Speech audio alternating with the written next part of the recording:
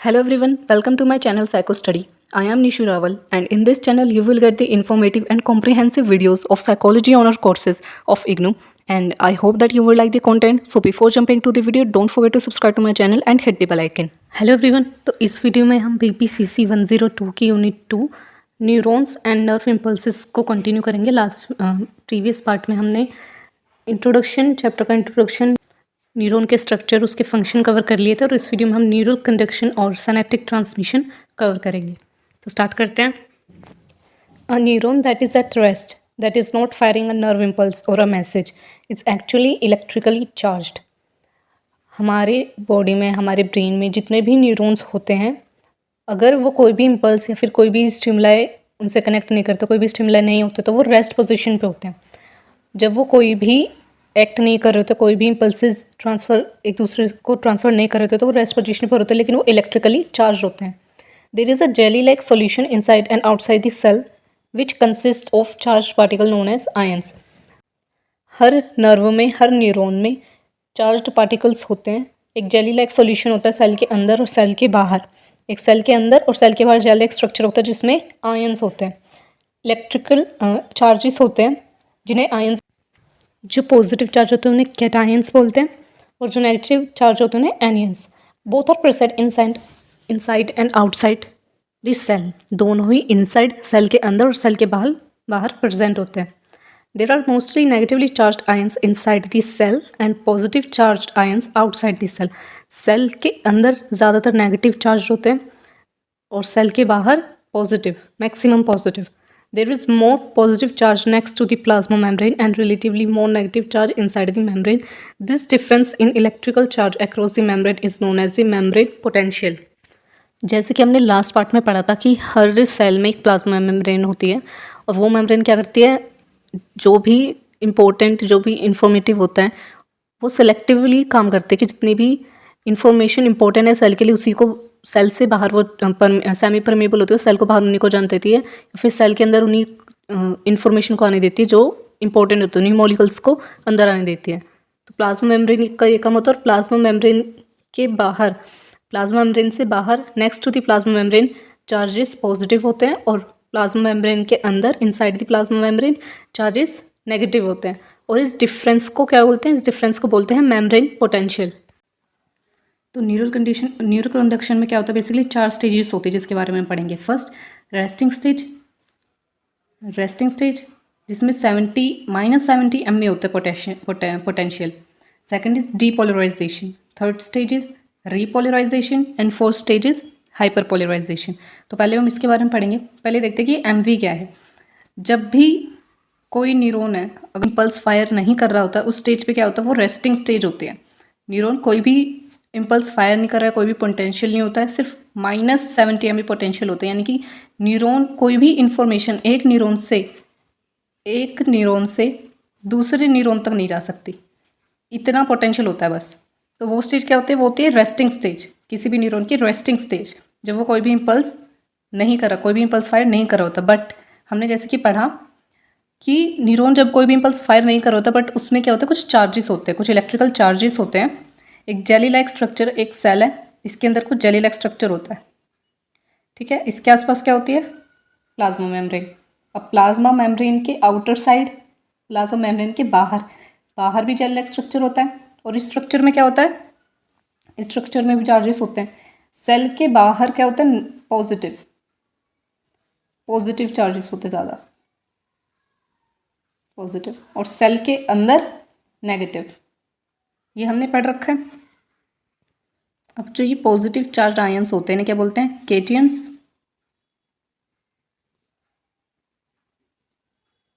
और जो नेगेटिव होते हैं उन्हें एनियंस।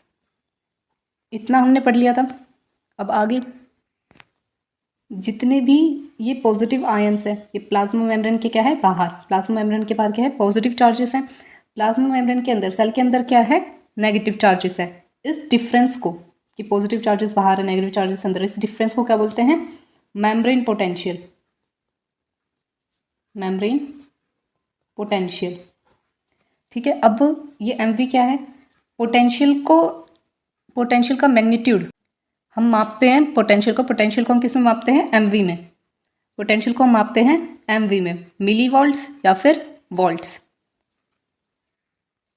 अब हम एक एग्जांपल लेते हैं। सपोज ये आपकी स्किन है।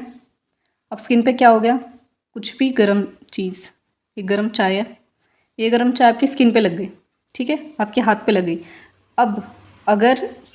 अब ये तो गर्म चाय है, जैसे आपके हाथ पे लगेगी आपका रिस्पॉन्स आएगा। रिस्पॉन्स कैसे आएगा कि आपकी स्किन पे क्या है, रिसेप्टर्स हैं, नर्व्स हैं। ये नर्व्स क्या करेंगी, -70 MV से पोटेंशियल को +50 तक ले जाएंगी, ठीक है, +50 तक ले जाएंगी। क्यों ले जाएंगी, अब सपोज करो कि बहुत से ऐसे माइक्रो ऑर्गेनिजम्स होते हैं जो हमारे एनवायरनमेंट में, हमारे सराउंडिंग में आसपास होते हैं। जब वो हमारी स्किन को टच करते हैं, क्या हमें पता चलता है, हमारे को रिस्पॉन्स होता है, नहीं होता। क्यों, क्योंकि वो स्टिमुलाई, वो माइक्रो ऑर्गेनिजम्स पोटेंशियल को -70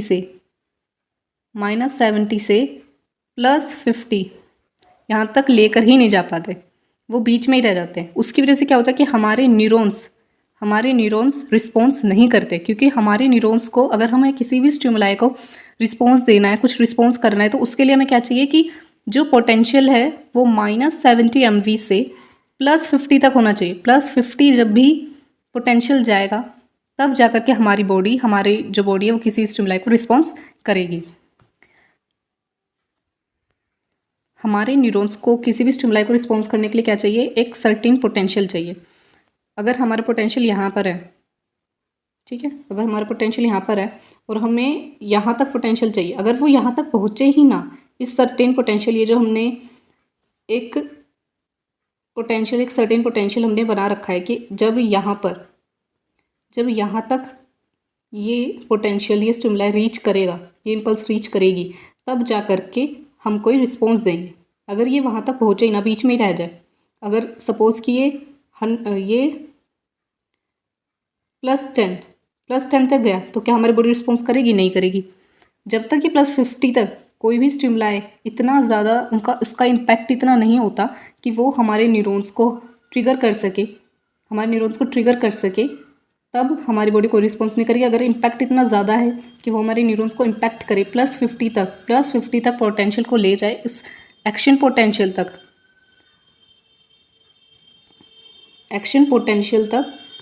इम्पल्स चली जाएं, तब जा कर के हमारे जो न्यूरॉन्स है वो रिस्पॉन्स करेंगे किसी भी स्टिमुलाई को लेकर के। जैसे हमने एग्जांपल लिया था कि यहाँ पे ये एक हॉट टी है, ये हमारी स्किन पे लग गई। अब क्या हुआ, स्किन में जो सेंस रिसेप्टर्स है, हमारी बॉडी को पता चला कि कुछ हमारी बॉडी को टच हुआ है। उसके बाद क्या होगा, ये रिसेप्टर्स, ये हमारा सेल है, ठीक है, ये हमारा सेल है, इस सेल के आसपास सेल मेम्ब्रेन, प्लाज्मा मेम्ब्रेन है, ठीक है। अब जैसे हमने पढ़ा था कि सेल के अंदर नेगेटिव चार्ज है, ठीक है, और सेल के बाहर पॉजिटिव। अब पॉजिटिव आयंस, अब यहाँ पे कौन कौन से आयंस है जो मेन वर्क करते हैं। फर्स्ट इज सोडियम, पोटेशियम,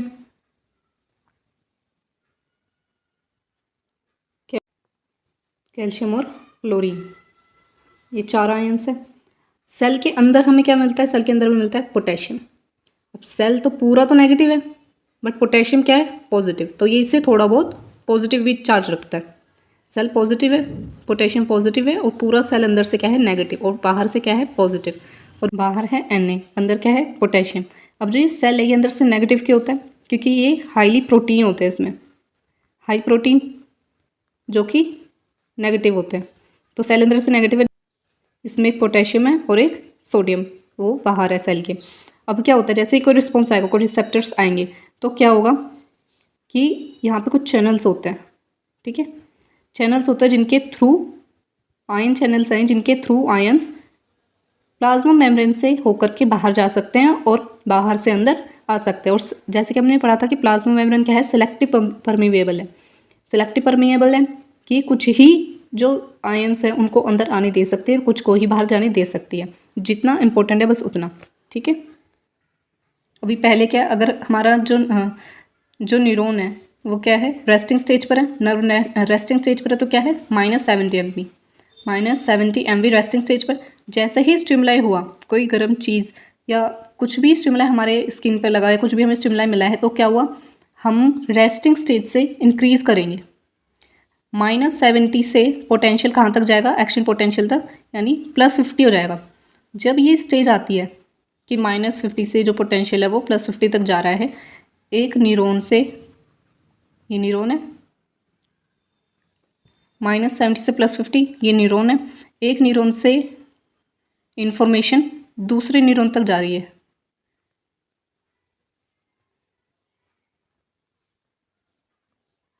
ये टर्मिनल बटन है, यहाँ से इम्पल्सिस गई टर्मिनल बटन तक और दूसरे न्यूरॉन के डेंड्राइट से मिल गई। इस टाइम क्या होता है, ये होने के लिए हमें एक्शन पोटेंशियल तक जाना होगा, एक्शन पोटेंशियल को रीच करना होगा। -70 से एक्शन पोटेंशियल +50 तक जा रहा है। इस स्टेज को बोलेंगे डीपोलराइजेशन। ये स्टेज क्या है, depolarisation, when action potential -70 MV to +50 MV reach करता है। अब जैसे ही डीपोलराइजेशन स्टेज आएगी कि एक न्यूरॉन से इंफॉर्मेशन दूसरे न्यूरॉन के डेंड्राइट्स तक जा रही है, दूसरे न्यूरॉन के डेंड्राइट्स तक जा रही है, यहाँ पे क्या होगा, सिनेप्टिक ट्रांसमिशन, कि एक न्यूरॉन इधर एंड हो रहा है और दूसरे न्यूरॉन की इधर स्टार्टिंग हो रही है। अब बीच में ये सब कुछ होगा, न्यूरल कंडक्शन, सिनेप्टिक ट्रांसमिशन, कि एक जगह से, एक न्यूरॉन से इन्फॉर्मेशन दूसरे न्यूरॉन तक जा रही है। अब इस टाइम पे क्या होगा, अब जैसे कि मैंने बताया था कि हर सेल की क्या होती है, प्लाज्मा मेम्ब्रेन होती है, तो यहाँ पर वो प्लाज्मा मेम्ब्रेन काम करेगी। अब क्या होगा, जैसे ही डीपोलराइजेशन स्टेज आई है कि एक्शन पोटेंशियल रीच कर रहा है, जैसे ही पोटेंशियल बढ़ रहा है, तो ये पोटेशियम क्या करेगा और ये सोडियम क्या करेगा, ये इस पोटेशियम की टेंडेंसी है कि ये इस सेल से बाहर जाए और सोडियम की क्या टेंडेंसी है कि वो सेल के अंदर आए। ठीक है,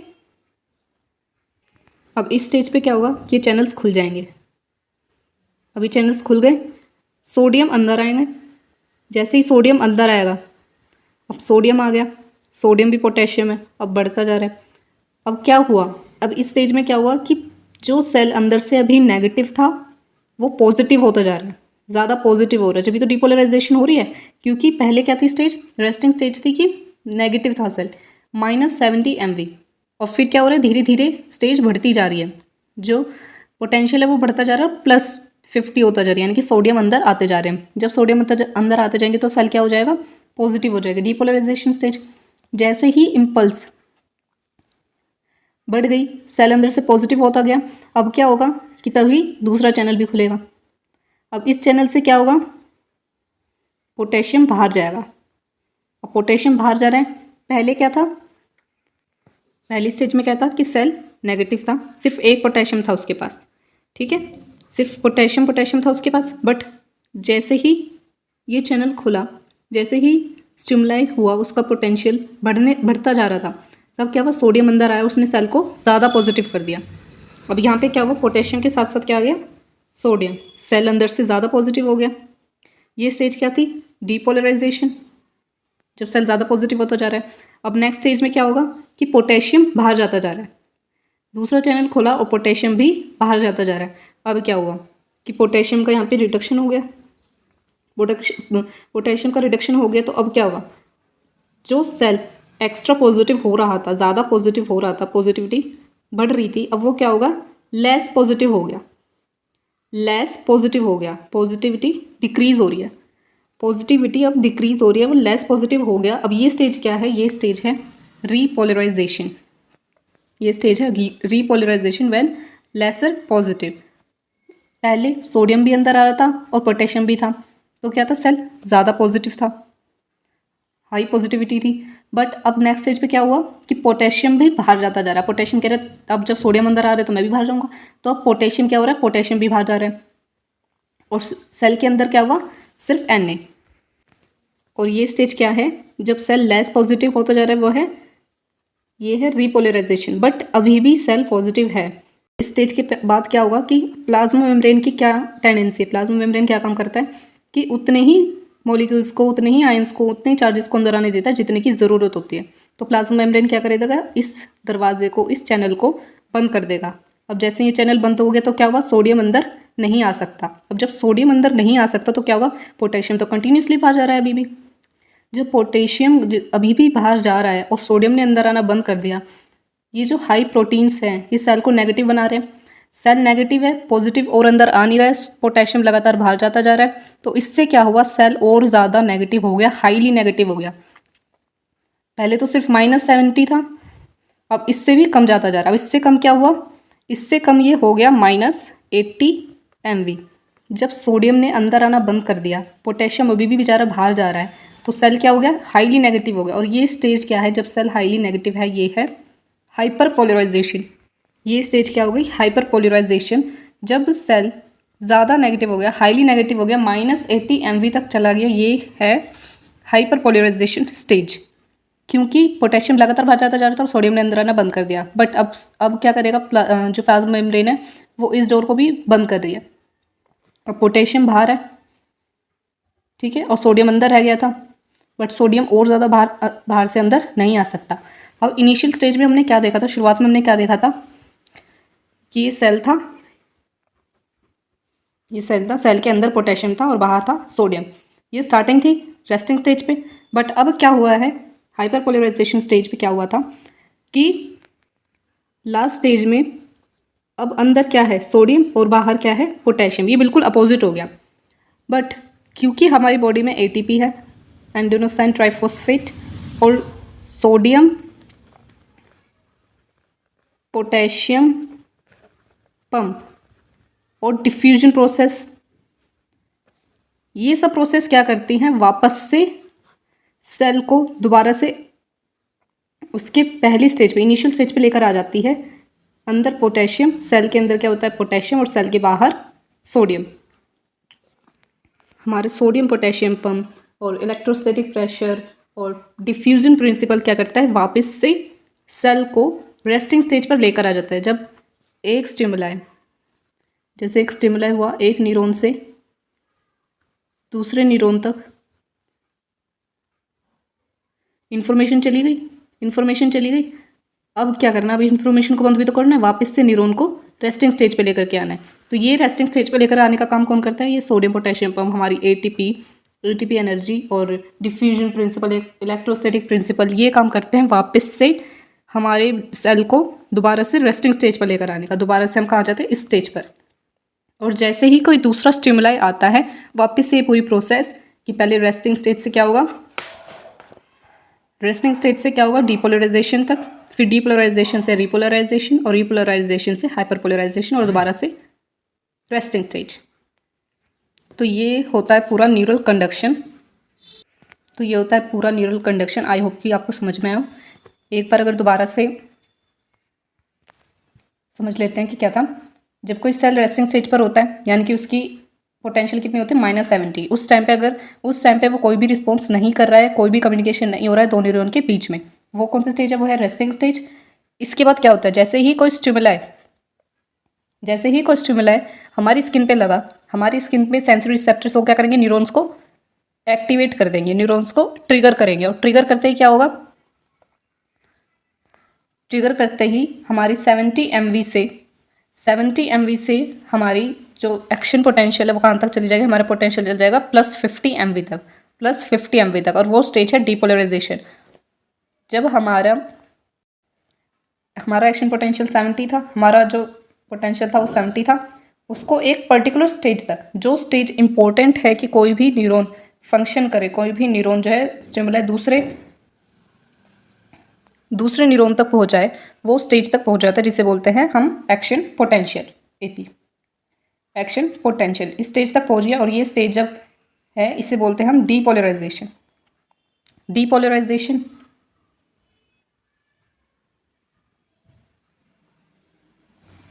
डिपोलराइजेशन जब इंक्रीज कर रहे हैं, +50 तक पहुंच गया। अब इसके बाद क्या हुआ कि हमारी प्लाज्मा मेम्ब्रेन क्या करती है, हमारी प्लाज्मा मेम्ब्रेन तुरंत क्या करते हैं, दो चैनल्स ओपन कर दे। एक चैनल ओपन करती है, पहले सोडियम अंदर आता जाता है। सोडियम जैसे ही अंदर आता है, जो सेल पहले से नेगेटिव था वो पॉजिटिव होता जाता है। जो पॉजिटिव हो रहा होता है वो स्टेज होती है डिपोलराइजेशन। अब वो ज़्यादा पॉजिटिव हो गया, ये स्टेज हो गई डिपोलराइजेशन। अब तुरंत ही हमारी प्लाज्मा मेम्ब्रेन दूसरा चैनल ओपन कर देती है। दूसरे चैनल से क्या होता है, पोटेशियम बाहर जाता है। अब पोटेशियम बाहर जा रहा है, सोडियम अंदर आ रहा है, तो क्या हो रहा है कि हमारा सेल लेजर पॉजिटिव हो रहा है। पॉजिटिव तो है, अब भी पॉजिटिव है स्टेज में भी, रीपोलराइजेशन स्टेज में भी हमारा जो सेल है वो अभी पॉजिटिव है, बट जितना पहले पॉजिटिव था उतना नहीं है, लेस पॉजिटिव होता जा रहा है। अब इसके बाद क्या स्टेज आएगी, इसके रीपोलराइजेशन स्टेज के बाद क्या होता है, रीपोलराइजेशन स्टेज के बाद जो प्लाज्मा मेम्ब्रेन है वो सोडियम को बंद कर देती है, सोडियम वाले चैनल को बंद कर देती है। वो कहते हैं सोडियम ज़्यादा अंदर आ रहा है, इसे बंद कर दिया। अब इस स्टेज में क्या हुआ, सोडियम अंदर आ नहीं रहा, पोटेशियम अभी भी बेचारा बाहर जा रहा है, सोडियम बाहर जा रहा है, इससे क्या हुआ, और जो पोटेशियम है वो बाहर जा रहा है और सोडियम अंदर आना उसका बंद हो गया। तो क्या हुआ, इससे सेल हाईली नेगेटिव हो गया। अब सेल हाईली नेगेटिव क्यों हो गया, क्योंकि पोटेशियम बाहर जा रहा है, पॉजिटिव ही एक पोटेशियम ही पॉजिटिव आयन था वो भी बाहर जा रहा है और सोडियम ने अंदर आना बंद कर दिया, तो जो सेल है वो क्या हो गया, नेगेटिव। तो सेल क्या हो गया, हाईली नेगेटिव। और ये स्टेज क्या है, हाइपरपोलराइजेशन। अब इसके बाद क्या हो गया कि जो प्लाज्मा मेम्ब्रेन है वो पोटेशियम वाले चैनल को भी बंद कर देती है कि अब पोटेशियम भी बाहर नहीं जाएगा। और अब जब हमने स्टार्ट करा था तब सेल के अंदर पोटेशियम था और सेल के बाहर सोडियम, बट जब हम लास्ट स्टेज में आते हैं तो क्या होता है कि सेल के अंदर ये सेल था, इसके अंदर पहले पोटेशियम था फिर और बाहर सोडियम, बट लास्ट में क्या हुआ हाइपरपोलराइजेशन स्टेज में कि अंदर तो Na हो गया सोडियम और बाहर क्या हो गया, पोटेशियम, बिल्कुल अपोजिट हो गया। तो इसको वापस से रेस्टिंग स्टेज पर इसकी इनिशियल स्टेज पर लाने के लिए क्या काम होता है, हमारा ATP adenosine triphosphate, sodium potassium pump भी इसे बोलते हैं। और जितने भी हमारे डिफ्यूजन के प्रिंसिपल है, डिफ्यूजन वर्क करता है, इधर इलेक्ट्रोस्टैटिक प्रेशर वर्क करता है, इन सब के वजह से हमारा जो इनिशियल स्टेज है, हमारी जो रेस्टिंग स्टेज थी -70 MV, वो वापस आ जाती है, उस स्टेज में हम वापस आ जाते हैं। तो इस तरीके से पूरा जो न्यूरल कंडक्शन है वर्क करता है, वापस हम रेस्टिंग स्टेज पर आ जाते हैं। और ये प्रोसेस दोबारा जब वर्क करती है, जब कोई दूसरा स्टिमुलाई दोबारा से हमारी जो सेंसरी रिसेप्टर्स है उन्हें टच करता है। तो आई होप कि आपको अच्छे से समझ में आया हो। अगर कोई भी क्वेरी हो तो आप प्लीज़ कमेंट सेक्शन में ज़रूर बताइएगा, और इसके नोट्स भी आपको मिलेंगे। तो अब हम आगे नोट्स देखते हैं। एक बार हम नोट्स को ओवरव्यू कर लेते हैं। In an inactive state the neuron is said to be resting, a display resting membrane potential -70 MV। जैसे कि हमने पढ़ा था कि जब भी कोई न्यूरॉन कोई एक्शन पोटेंशियल नहीं शो करता, कोई भी अपनी इनएक्टिव स्टेट में होता है, तो उसका पोटेंशियल कितना होता है, -70 MV।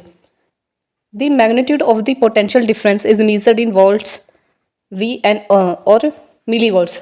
और जो हम मैग्नीट्यूड में पोटेंशियल का डिफरेंस चेक करते हैं, मेज़र करते हैं, उसे क्या बोलते हैं, जिस मैग्नीट्यूड में हम पोटेंशियल डिफरेंस मेज़र करते हैं उसे बोलते हैं वोल्ट्स या फिर millivolts. The resting membrane potential RMP is maintained with the help of principle of diffusion, electrostatic pressure, ion channels and sodium potassium pump. जैसे कि हमने पढ़ा था कि जब भी जो नर्व है, जो सेल है, वो जब हाईली नेगेटिव हो जाता है अपनी जो इनिशियल स्टेज से वो दूसरी स्टेज में, यानी कि हाइपरपोलराइजेशन स्टेज में, जब सेल में पोटेशियम तो बाहर, सेल के आउटर में, और सोडियम सेल के अंदर, यानी कि सेल के अंदर होता है, तो वो स्टेज क्या होता है, हाइपरपोलराइजेशन। और उसमें उस स्टेज को वापस से रेस्टिंग मेम्ब्रेन पोटेंशियल में, वापस से रेस्टिंग स्टेज में लाने के लिए कौन वर्क करता है, electrostatic pressure, sodium potassium pump, ये काम करते हैं। The nerve impulse is brief and it goes through the soma axon terminal buttons। जब नर्व इम्पल्स इतनी कम होती है कि वो दूसरे न्यूरॉन तक पहुँच ना पाए, तो तक क्या होता है कि सेल बॉडी से एक्सॉन तक और एक्सॉन से टर्मिनल बटन्स, बस इतने तक ही एक्शन पोटेंशियल जो इम्पल्स है वो घूमती रहती है, वो दूसरे न्यूरॉन तक नहीं जा पाती। When there is a stimulus at the spike initiating region that reaches the threshold of excitation, it depolarizes the membrane। अब ये क्या है, depolarisation the membrane, depolarisation state वो कब आती है, जैसे कोई स्टिमुलाई हमारी स्किन पे लगता है, कोई स्टिमुलस होता है, तो क्या होता है उस स्टेज में, क्या होता है कि हमारा जो नर्व्स हैं, जितनी भी सेंसरी नर्व्स है वो वर्क करते हैं और सेल को इनिशिएट करते हैं, उसे ट्रिगर करती है, एक्शन पोटेंशियल को ट्रिगर करती है और उसे इंक्रीज करती जाती है। और जब वो -70 MV से जो पोटेंशियल है वो इंक्रीज होता है, तो वो स्टेज कौन से होते हैं, depolarisation. This leads the sodium ions to move into this cell with the help of forces of diffusion और विया इलेक्ट्रोस्टैटिक प्रेशर। इस स्टेज में क्या होता है कि जो सोडियम आयंस है वो प्लाज्मा मेम्ब्रेन से सेल के अंदर जा रहे होते हैं इलेक्ट्रोस्टैटिक प्रेशर की वजह से या फिर डिफ्यूजन की वजह से, क्योंकि सोडियम आयंस की टेंडेंसी होती है कि वो सेल के अंदर जाए, ठीक है। This makes the inside of the membrane more positive with respect to the outside for a temporary period of time from -70 MV to +50 MV। और डीपोलराइजेशन स्टेट में यही तो होता है कि -70 MV से +50 MV तक जो पोटेंशियल जाता है और जो मेम्ब्रेन है वो पॉजिटिव होती रहती है, लेकिन ये टेम्परेरी पीरियड ऑफ टाइम के लिए होता है कि वो पॉजिटिव होती है, क्योंकि लास्ट में तो दोबारा से जो रेस्टिंग स्टेज है वो वापस से आ जाती है और सेल दोबारा से सेल मेम्ब्रेन इनर साइड से क्या होती है वो नेगेटिव होते जाती है और बाहर से positive. This the action potential reaches its peak in about 1 millisecond. और ये इस पूरी प्रोसेस की एक न्यूरॉन की जो एक्शन पोटेंशियल है वो अपनी पीक पर पोटेंशियल पहुंच जाती है। वो कितने टाइम में होता है? 1 मिलीसेकेंड में। No more sodium can enter the cell and potassium ion start leaving the cell.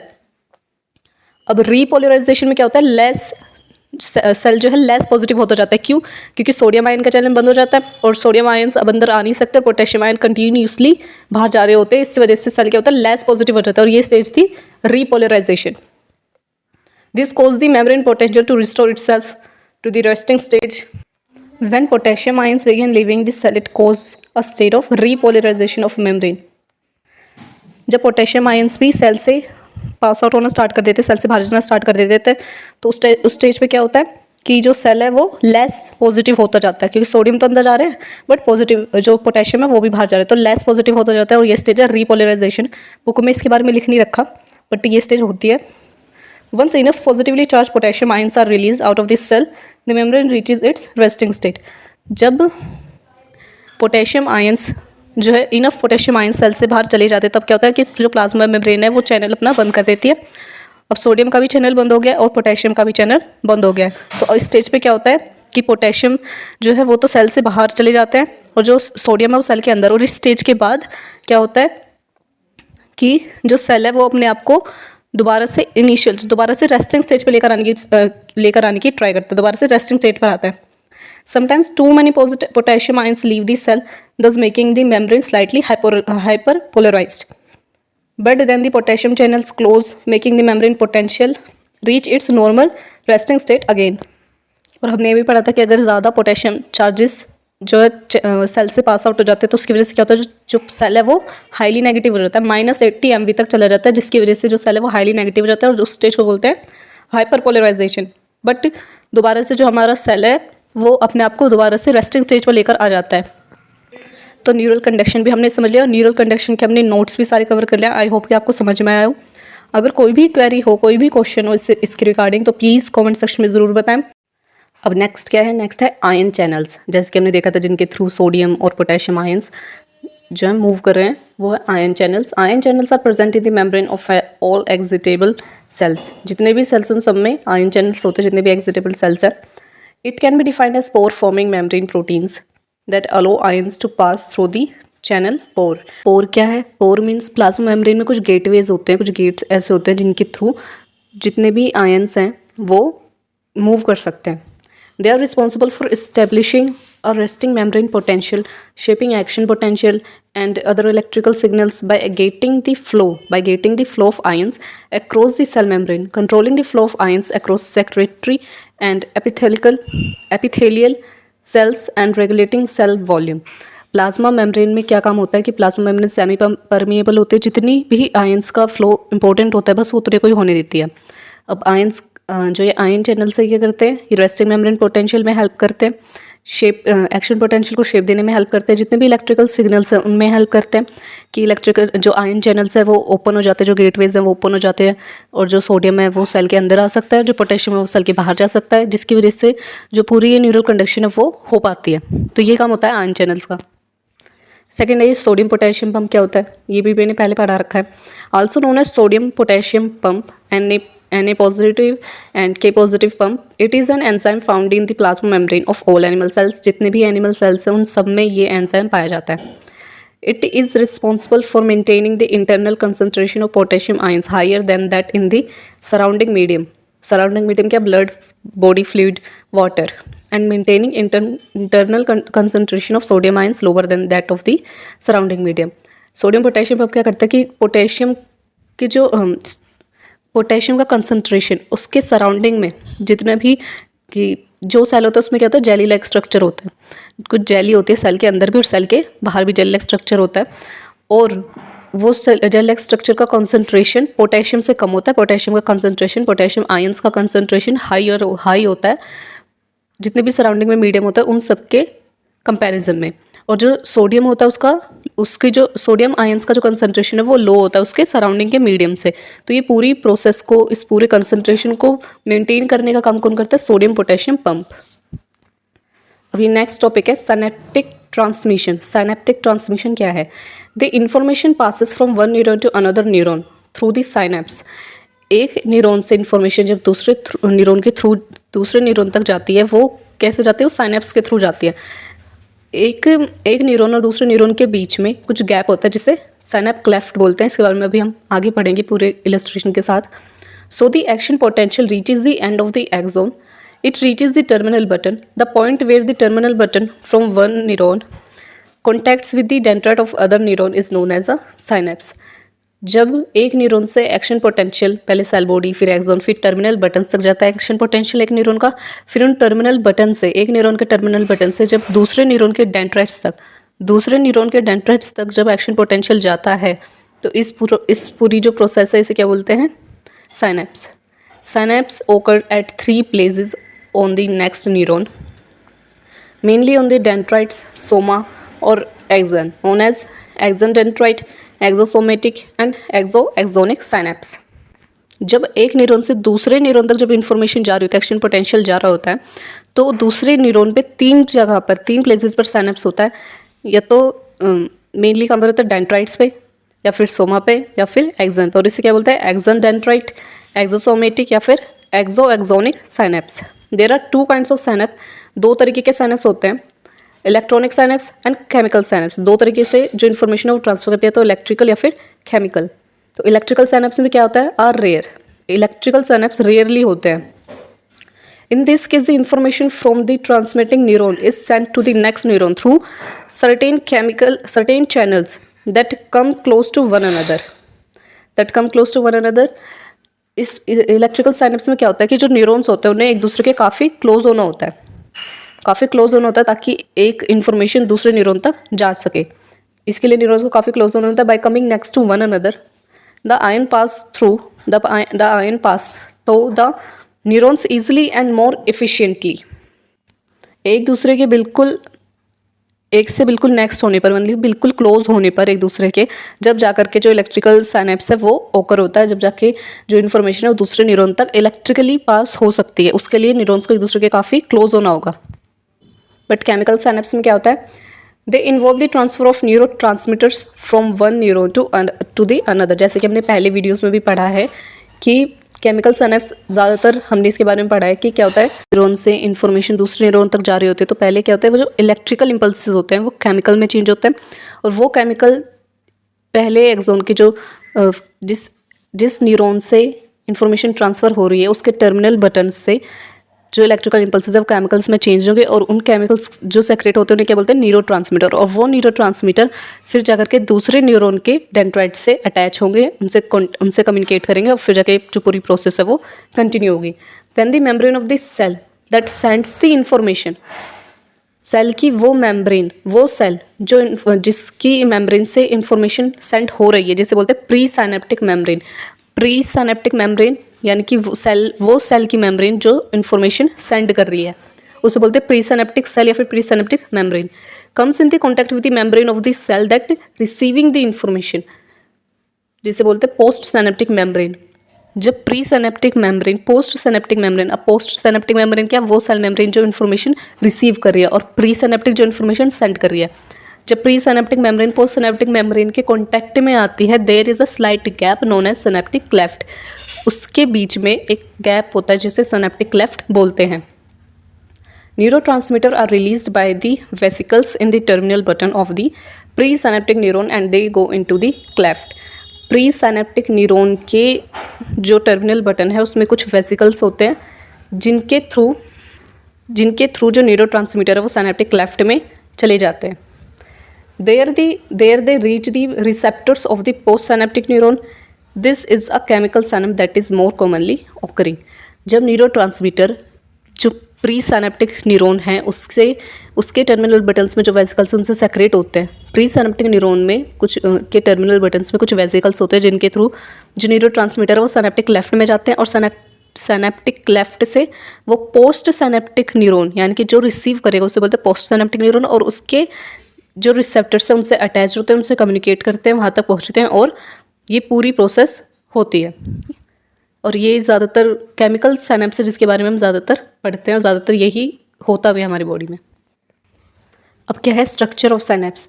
The synapse is made of 3 structure. Synapse 3 structure से मिलकर के बना है। Synaptic knob, the synaptic cleft and the plasma membrane of post synaptic neuron. Post synaptic neuron जो neuron information receive करेगा। तो पहले इसकी इलस्ट्रेशन देखते हैं।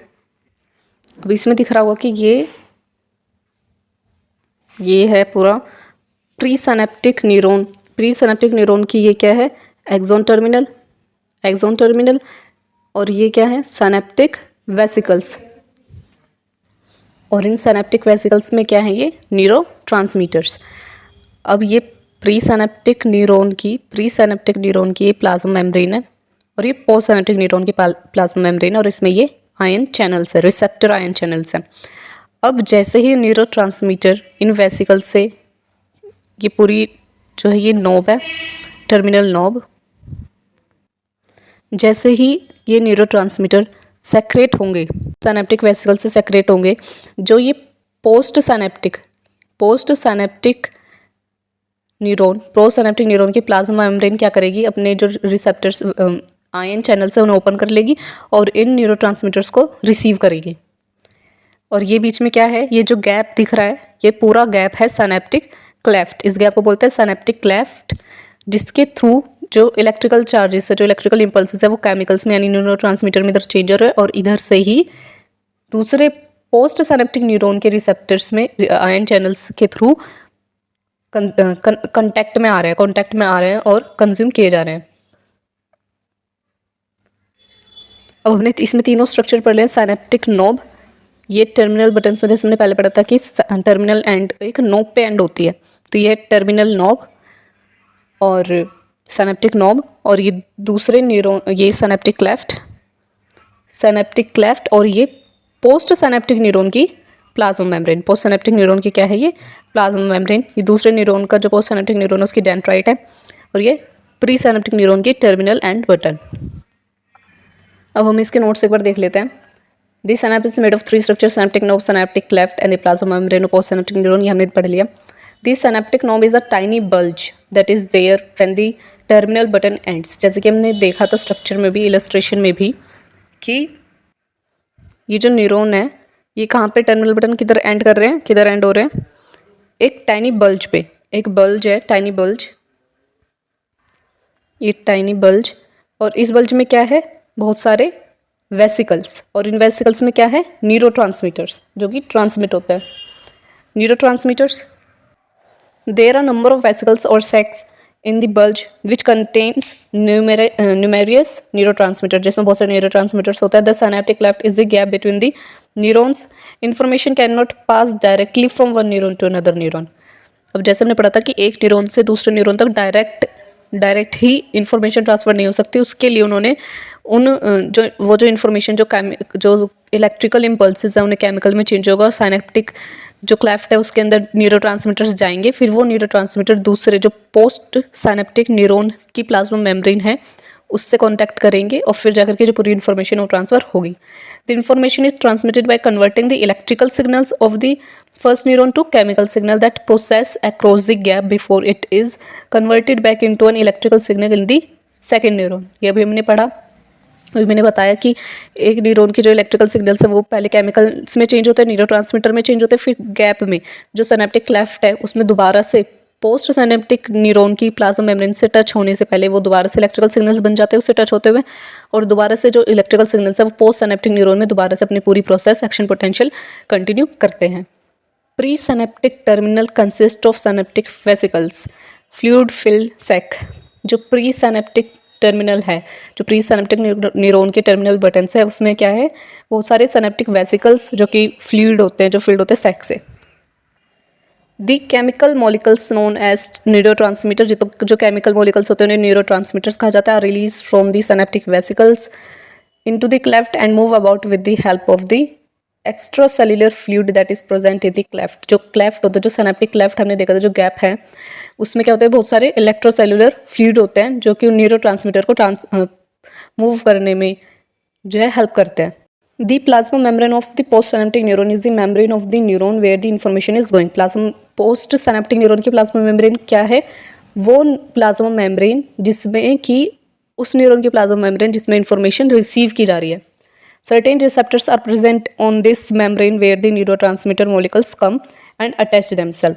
और उस प्लाज्मा मेम्ब्रेन में क्या होते हैं? बहुत सारे रिसेप्टर्स होते हैं, बहुत सारे रिसेप्टर्स होते हैं जो कि न्यूरोट्रांसमीटर के मॉलिकल्स को अटैच कर लेते हैं। तो ये था पूरा स्ट्रक्चर साइनेप्स का। अब हम देखेंगे स्टेप्स क्या है इस पूरी साइनेप्टिक ट्रांसमिशन के। When the nerve impulse reaches the terminal buttons of the presynaptic neuron, the calcium ions move inside the membrane very rapidly। जब भी नर्व इम्पल्सेस जो टर्मिनल बटन्स तक पहुंचते हैं प्री सिनेप्टिक न्यूरॉन के जितने भी नर्व इम्पल्स जब वो टर्मिनल बटन्स तक पहुंचती है तब क्या होता है, जो कैल्शियम आयंस है वो मेम्ब्रेन के अंदर जाना स्टार्ट कर देते हैं, मेम्ब्रेन के अंदर बहुत जल्दी से जाना स्टार्ट कर देते हैं। This cause the vesicles to move about in the synaptic knob and merge with the walls of the pre synaptic neuron membrane. When this happen then the neurotransmitter released from the vesicles. अब इस process को समझते हैं कि इसमें होता क्या step में। तो जैसे ही नर्व इम्पल्स, जितने भी नर्व इम्पल्स हैं वो टर्मिनल बटन तक आना स्टार्ट कर देती है, टर्मिनल बटन तक पहुंच जाती है प्री सिनेप्टिक न्यूरॉन में बात हो रही है। जैसे ही एक्शन पोटेंशियल होता है कैल्शियम आयंस अंदर आ जाते हैं प्लाज्मा मेम्ब्रेन से। कैल्शियम आयंस जैसे ही अंदर आते हैं तो जितने भी वेसिकल्स होते हैं, जितने भी सिनेप्टिक वेसिकल्स होते हैं, ये पोस्ट सिनेप्टिक मेम्ब्रेन जो प्री सिनेप्टिक प्लाज्मा मेम्ब्रेन है इसकी वॉल्स से अटैच होना स्टार्ट कर देते हैं। और जैसे ही वॉल्स के पास आते हैं, वॉल्स से मर्ज हो जाते हैं, वैसे ही न्यूरोट्रांसमीटर्स सेक्रेट हो जाते हैं, सेक्रेट होना स्टार्ट कर देते हैं और जो सिनेप्टिक लेफ्ट है उसमें घूमने लगते हैं। और इसके बाद क्या होता है, the neurotransmitter move across the synaptic cleft and try to reach the plasma membrane of post synaptic neuron. जब न्यूरोट्रांसमीटर्स सिनेप्टिक लेफ्ट में घूम रहे होते हैं उस समय वो क्या ट्राई करते हैं कि वो पोस्ट सिनेप्टिक न्यूरॉन यानी कि वो न्यूरॉन जो इन्फॉर्मेशन रिसीव करेगा उसकी प्लाज्मा मेम्ब्रेन तक पहुंच जाए, ये कोशिश करते हैं न्यूरोट्रांसमीटर जब वो सिनेप्टिक लेफ्ट में होते हैं। Next, there they bind with the receptors placed on the post synaptic neuron. अब जब सिनेप्टिक लेफ्ट में न्यूरोट्रांसमीटर्स होते हैं और वो पोस्ट सिनेप्टिक न्यूरॉन के जो प्लाज्मा मेम्ब्रेन है उसको रीच कर रहे होते हैं, तो उस टाइम पे क्या होता है कि वो जो पोस्ट सिनेप्टिक न्यूरॉन की प्लाज्मा मेम्ब्रेन में जितने भी रिसेप्टर्स आयंस होते हैं, आयन चैनल्स होते हैं, उनसे बाइंड कर जाते हैं, उनसे जुड़ जाते हैं। This causes a local post synaptic potential. और इससे क्या होता है, लोकल पोस्ट सिनेप्टिक पोटेंशियल यानी कि जो पोस्ट सिनेप्टिक न्यूरॉन है उसमें पोटेंशियल क्रिएट होता है। The excitatory neurotransmitter causes the sodium ions to come inside the membrane much faster than the potassium ions moving out from the membrane. This state is known as excitatory postsynaptic potential. अब देखो neurotransmitters दो तरीके के होते हैं, एक excitatory और एक इनहिबिटरी। अब एक्साइटेटरी क्या करता है, एक्साइटेटरी जो न्यूरोट्रांसमीटर्स होते हैं जैसे ग्लूटामेट हो गया और भी होते हैं न्यूरोट्रांसमीटर, एक्साइटेटरी न्यूरोट्रांसमीटर ये एक्शन पोटेंशियल को इनिशिएट करते हैं, फायर करते हैं कि एक्शन पोटेंशियल बढ़े। जब पोस्ट सिनेप्टिक न्यूरॉन में एक्साइटेटरी न्यूरोट्रांसमीटर्स आएंगे तो क्या होगा, एक्शन पोटेंशियल बढ़ेगा। और एक्शन पोटेंशियल बढ़ने के लिए क्या होता है कि जो सोडियम आयंस होता है, जैसे हमने पहले पढ़ा था न्यूरल कंडक्शन में कि जब एक्शन पोटेंशियल को बढ़ने के लिए एक्शन पोटेंशियल कितना होना चाहिए, -70 MV से +50 MV तक। और उसके लिए क्या होता है, सोडियम आयंस को अंदर आना पड़ता है। तो ये एक्साइटेटरी न्यूरोट्रांसमीटर क्या करते हैं, सेल में सोडियम आयंस के जो चैनल्स होते हैं उसे ओपन कर देते हैं, प्लाज्मा मेम्ब्रेन जो सोडियम आयंस होते हैं उसको ओपन कर देते हैं ये, और सोडियम लगातार जो है सेल के अंदर आता रहता है, सेल के अंदर कंटिन्यूसली जो है आता रहता है। और उससे क्या होता है, सेल जो है पॉजिटिव हो जाता है, सेल पॉजिटिव हो जाता है और पोटेशियम आयंस इतनी जल्दी बाहर नहीं जा रहे होते उस टाइम पे, moving out from membrane. This state is known as excitatory potassium post synaptic potential. और इस स्टेट को जब सोडियम लगातार अंदर आता जा रहा है और सेल जो है पॉजिटिव होता जा रहा है इन एक्साइटेटरी न्यूरोट्रांसमीटर की वजह से, इस स्टेट को क्या बोलते हैं, इस स्टेट को कहा जाता है excitatory post synaptic potential, EPSP। इतना समझ में आ गया। अब नेक्स्ट है द इनहिबिटरी न्यूरोट्रांसमीटर। अब इनहिबिटरी न्यूरोट्रांसमीटर्स क्या करते हैं, open the potassium channel causing the potassium ions to move outside. These make the membrane much more negative than at a resting position. अब एक्साइटेटरी न्यूरोट्रांसमीटर तो sodium ions को जो है cell के अंदर आने में मदद करते हैं और उससे सेल जो है पॉजिटिव हो जाता है। बट जैसे कि हमने पहले पढ़ा था न्यूरो कंडक्शन में कि क्या होता है, प्लाज्मा मेम्ब्रेन सिलेक्टिव परमेएबल है, वो कुछ ही न्यूरोट्रांसमीटर जितने इंपॉर्टेंट होते हैं, जितने आयंस इंपॉर्टेंट होते हैं उन्हीं को अंदर आने देती है, इसलिए वो सोडियम का चैनल बंद कर देती है और पोटेशियम का चैनल खुला होता है और वो लगातार बाहर जा रहा होता है। और इसकी वजह से जो ये इनहिबिटरी न्यूरोट्रांसमीटर्स होते हैं ये पोटेशियम चैनल्स को ओपन कर देते हैं और इससे पोटेशियम लगातार बाहर जा रहा होता है। और इसकी वजह से क्या होता है कि जो सेल है वो कभी कभी क्या होता है, ज़रूरत से ज़्यादा नेगेटिव हो जाता है, ज़रूरत से ज़्यादा नेगेटिव हो जाता है, जिस स्टेट को बोलते हैं हाइपरपोलराइजेशन। और इससे क्या कहते हैं, इस स्टेट को, और ये स्टेट होती है हाइपरपोलराइजेशन जो हमने पहले पढ़ा था। और ये टेम्परेरी स्टेट होती है और इस स्टेट को हम क्या बोलते हैं, स्टेट को हम बोलते हैं inhibitory post synaptic potential IPSP। The neurotransmitters that do not bind to the receptors and sent back to the synaptic knob and taken back into the synaptic vesicles to be used again in the reuptake or degraded using the synaptic enzymes। अब कुछ neurotransmitters ऐसे भी होते हैं जो कि कहते हैं जो पोस्ट साइनेप्टिक न्यूरॉन के प्लाज्मा मेम्ब्रेन उसके रिसेप्टर से बाइंड नहीं होते, उनसे नहीं जुड़ते, अब वो साइनेप्टिक लेफ्ट में घूमते रहते हैं। तो क्या होता है कि वो न्यूरोट्रांसमीटर या तो दोबारा से साइनेप्टिक नोड में भेज दिए जाते हैं। अब जब वो भेज दिए जाते हैं तो कुछ न्यूरोट्रांसमीटर्स तो ऐसे होते हैं जो कि दोबारा से वेसल्स के द्वारा जो है ले लिए जाते हैं, दोबारा से रीअपटेक उनका हो जाता है ताकि हम दूसरी प्रोसेस में उन न्यूरोट्रांसमीटर्स का यूज़ कर सकें। और अगर कुछ न्यूरॉन कभी कभी अगर रह जाते हैं कुछ न्यूरोट्रांसमीटर्स, तो उनका क्या होता है, वो सिनेप्टिक एंजाइम्स के द्वारा डिग्रेड कर दिए जाते हैं। In this way the synapse is cleared for the next release of neurotransmitter. इस तरीके से जो सिनेप्स है वो दोबारा से क्लियर हो जाती है और दोबारा से न्यूरोट्रांसमीटर जब कोई दूसरा स्टिमुलाई होगा उसमें सेक्रेट होंगे। इस तरीके से पूरी ये प्रोसेस, पूरे स्टेप्स ये क्लियर हो गए हैं, पूरे स्टेप्स जो है कंप्लीट हो गए हैं। अब हम देखेंगे सिनेप्स की जो इंपॉर्टेंस क्या है। Synapse plays an important role in the functioning of the nervous system. Synapse जो नर्वस सिस्टम की फंक्शनिंग में सबसे ज़्यादा इंपॉर्टेंट होता है। It helps to connect the neurons together through synapse and hence an information that mediates behavioural responses. अब synapse क्या करता है, ये दो न्यूरॉन्स की जो कनेक्शन है उनको बनाता है, न्यूरॉन्स एक दूसरे से कॉन्टैक्ट कर सके, साइनेप्स के थ्रू इन्फॉर्मेशन एक दूसरे से मीडिएट कर सके, हमारा जो बिहेवियर है वो रिस्पॉन्स कर सके, इस सब में हेल्प करता है। If there is any dysfunction in this synaptic activity, अगर साइनेप्टिक एक्टिविटी में कोई भी जो है डिसफंक्शन होता है, कोई भी प्रॉब्लम आ जाती है, तो उसकी वजह से क्या होता है, हमारा बिहेवियर चेंज हो सकता है, हमें डिप्रेशन की प्रॉब्लम हो सकती है, सिजोफ्रेनिया हो सकता है, और भी जितनी भी ब्रेन की डिसऑर्डर्स हैं वो सब हो सकते हैं हमें, अगर हमारे साइनेप्टिक एक्टिविटी में कोई भी डिसफंक्शन है तो। Synapse make sure that impulses traveling across neurons should follow one direction only।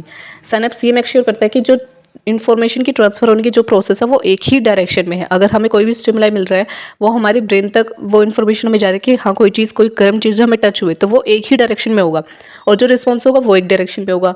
लेकिन ये जो रिस्पॉन्स है, ये जो एक डायरेक्शन है, ये न्यूरॉन्स किस तरीके से फॉलो करते हैं। But how neurons ensure one directionality of impulses, किस तरीके से मेक श्योर करते हैं। Since transmitters present only in the presynaptic membrane.